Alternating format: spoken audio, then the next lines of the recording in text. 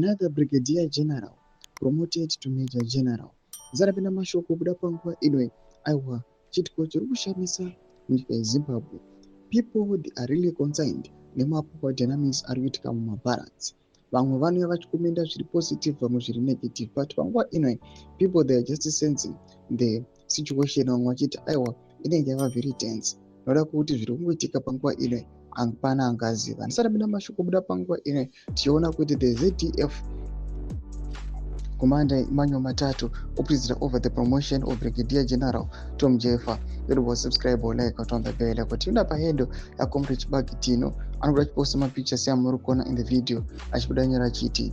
Yesterday, Commander Zimbabwe Defense Forces General Emmanuel Matatu presided over the promotion of Brigadier General Tom Jeffer Munongwa to the rank of Major General upon retirement. Ndo mashoko anobuda panguva iyo atikona kuti aiwa panguva ino nyika yeZimbabwe kuchiitiwa mapromotions akawanda, tiona some of them vamwe vachiretire.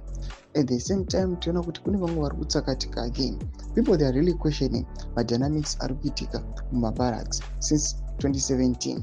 Panguva ino kuchionekwa kunzi every month amushai wamunonzwa kuti has been fired, has been promoted, aiwa kune mumwe atisiya. Mashoko anobuda panguva ino ari kuonekwa kunzi vanhu vatojaira kuti every month those news or those headlines vakatongomira kuti kumanzwa. Panguva ino patikuona kuti pane nhau dzesuccession, pane nhau dzemapower struggles the ruling party aiwa nemunyika yeZimbabwe at large. Imbotudza mafunguro enyu moti kudii pamusoro pezviitiko zvichiitika munyika yeZimbabwe zviri very concerning. Pinai comment section medu aiwa mutudza mafunguro enyu moti kudii pamusoro pechiitiko ichi. Ndopai pando kuti usangano subscribe or like pamwe chete notina on the bell icon.